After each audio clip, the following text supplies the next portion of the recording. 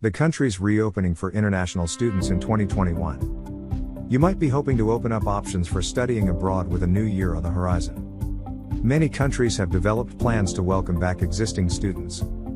Others have begun processing the visas of new students. What countries should you take into consideration, then? We have compiled the latest from the world's biggest hubs of education that are ready to welcome you. As each nation still enforces its travel regulations, remember to take your country of origin, health status, and travel history into account. UK. Existing students may return in stages from Christmas break, provided that, according to official guidelines, they undergo tests and quarantine. Although most institutions are expected to begin the term simultaneously, until face-to-face classes resume, students are encouraged to continue studying online. However, the dispiriting emergence of a new, more infectious strain came alongside good news that international students will receive the COVID-19 vaccine. Canada. On October 20th, Canada was one of the first major higher education hubs to reopen its borders and has since been issuing study permits. Students arriving must be quarantined for 14 days before returning to their university, requiring a COVID-19 approved plan.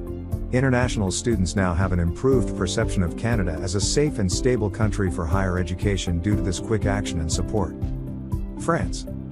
Since July, France's borders have been open to international students and researchers, and the processing of visas resumed in August. Suppose you are from a country in the green area, including the European Union, Australia, Japan, New Zealand, South Korea, and the UK. In that case, you can study abroad in France without restrictions. If you are from a red area country, there are a few extra requirements: an outstanding international travel certificate, a sworn statement that you are free from COVID-19 symptoms, and a contact sheet that provides your address in France. For the latest updates, follow Campus France. Hong Kong. Except if they have been in the UK, China, or South Africa for more than 2 hours in the past 21 days, international students are welcome back. You must be in quarantine for 21 days at a designated hotel as soon as you arrive. Before boarding the flight, you are responsible for booking your room and will have to show proof of accommodation. Hong Kong has a strict procedure for tracing and testing, details of which can be readily accessed on the government's website. Taiwan. Taiwan reopened its borders in June to degree-level students from 19 low-risk COVID-19 countries. As of July 22, 2020, students from other countries, except China, have also been allowed to apply for re-entry. The cost of their quarantine has to be borne by individuals. Malaysia. From January 2021, international students with valid visas may officially return to their private Malaysian institution, which is also expected to resume visa processing.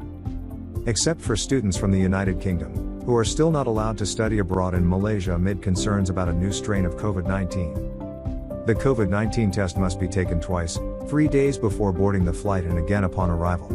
You'll then be required to quarantine yourself for 10 days. Singapore. As long as they get permission from the relevant agency, anyone who holds a student's pass may enter Singapore. All travelers must submit a health declaration for airport immigration. You have to isolate yourself at a government-designated facility for 14 days. If you leave before March 27, 2020, the government will cover the cost.